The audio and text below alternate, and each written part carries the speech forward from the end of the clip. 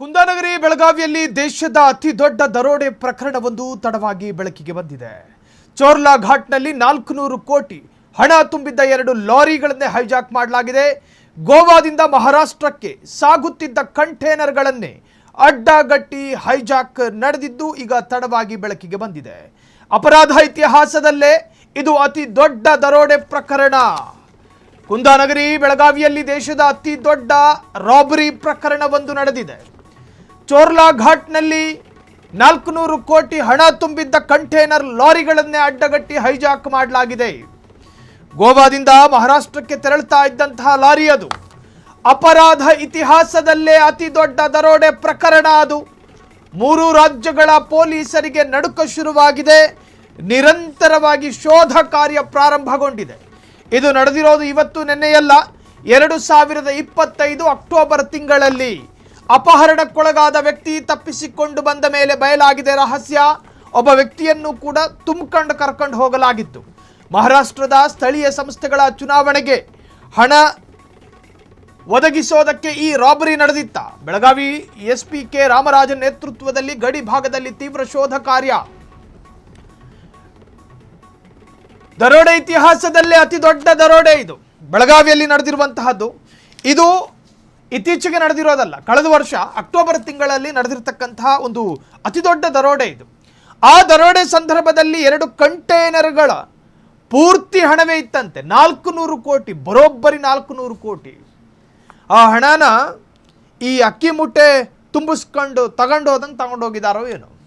ಆ ಹಣ ಏನಾಯಿತು, ಆ ಹಣ ಎಲ್ಲಿಗೆ ರೀಚ್ ಆಗಲಾಯಿತು, ಆ ಹಣನ ಯಾರು ಖರ್ಚು ಮಾಡಿದ್ರು, ಆ ಹಣನ ಯಾವ ರಾಜ್ಯದಲ್ಲಿ ಇಳಿಸಲಾಯಿತು, ಅನ್ಲೋಡ್ ಮಾಡಲಾಯಿತು, ಇದರ ಯಾವ ನಿಖರ ಮಾಹಿತಿ ಈ ಕ್ಷಣದವರೆಗೂ ಇಲ್ಲ. ಅದಕ್ಕೆ ಸಂಬಂಧಪಟ್ಟ ಹಾಗೆ 4 ಆರೋಪಿಗಳನ್ನು ಈಗಾಗಲೇ ಪೊಲೀಸರು ಅರೆಸ್ಟ್ ಮಾಡಿದ್ದಾರೆ. ಇದು ರಣರೋಚಕವಾದಂತಹ ಕಥೆ. ಇದು ಹೆಂಗೆ ಈಗ ಬಯಲಾಯಿತು ಅಂತ ಕೇಳಿದ್ರೆ, ಈ ಹಣವನ್ನ ಅಪಹರಿಸುವ ಸಂದರ್ಭದಲ್ಲಿ ಒಬ್ಬ ಉದ್ಯಮಿಯನ್ನು ಕೂಡ ಕಿಡ್ನಾಪ್ ಮಾಡಲಾಗಿತ್ತು. ಆತನನ್ನು ಕೂಡ ಅಪಹರಣ ಮಾಡಲಾಗಿತ್ತು. ಯಾವಾಗ ಆತ ಈ ಕಾಬಾಲಿಗರ ಕೈಗಳಿಂದ ತಪ್ಪಿಸಿಕೊಂಡು ಹೊರಬಂದನೋ ಆಗ ಕಳೆದ ವರ್ಷ ಆಗಿರ್ತಕ್ಕಂತಹ ಈ ದರೋಡೆಯ ರಹಸ್ಯಗಳು ಬಯಲಾಗಿದೆ.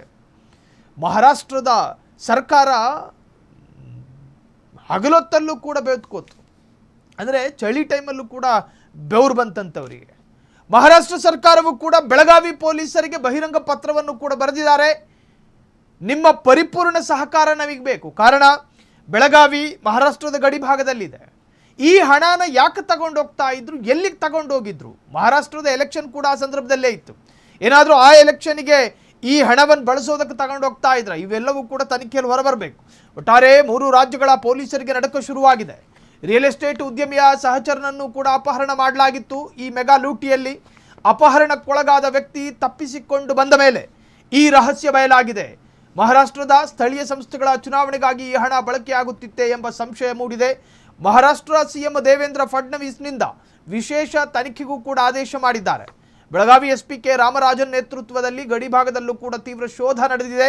ಹಾಗಾದರೆ ಈ ಪ್ರಕರಣಕ್ಕೆ ಸಂಬಂಧಪಟ್ಟ ಹಾಗೆ ಇನ್ನಷ್ಟು ಕುತೂಹಲಕಾರಿಯಾದಂಥ ವಿಚಾರಗಳೆಲ್ಲವೂ ಕೂಡ ಬಯಲಾಗಿದೆ.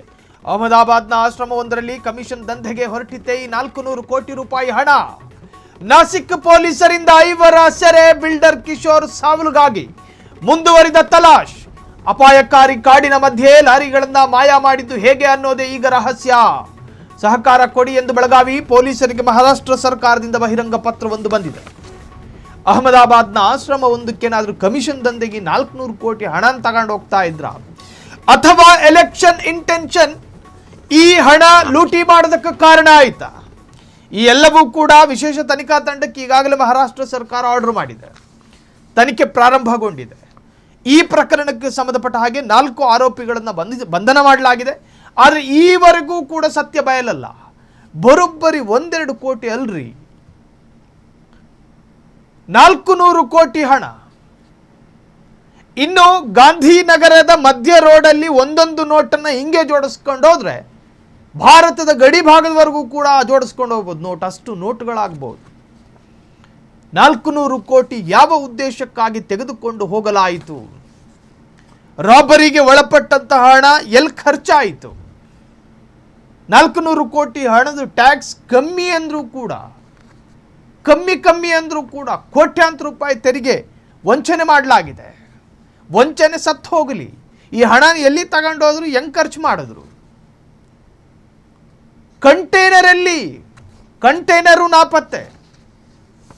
ಕಂಟೈನರ್ಗಳಲ್ಲಿ ದೊಡ್ಡ ದೊಡ್ಡ ಲಘು ವಾಹನಗಳನ್ನು ತಗೊಂಡು ಹೋಗೋದನ್ನು ನೋಡಿದ್ವಿ. ಆದರೆ ಕೋಟ್ಯಾಂತರ ರೂಪಾಯಿ ಹಣವನ್ನು ಕೂಡ ಕಂಟೈನರ್ ಲಾರಿಗಳಲ್ಲಿ ಇಟ್ಟು ಅದನ್ನು ಹೈಜಾಕ್ ಮಾಡಲಾಗಿದೆ. ಇದು ಬೆಳಗಾವಿಯ ಇತಿಹಾಸ ಅಲ್ಲ, ದೇಶದ ಇತಿಹಾಸದಲ್ಲೇ ಇದು ಅತಿ ದೊಡ್ಡ ರಾಬರಿ ಎಂದು ಹೇಳಲಾಗುತ್ತಿದೆ.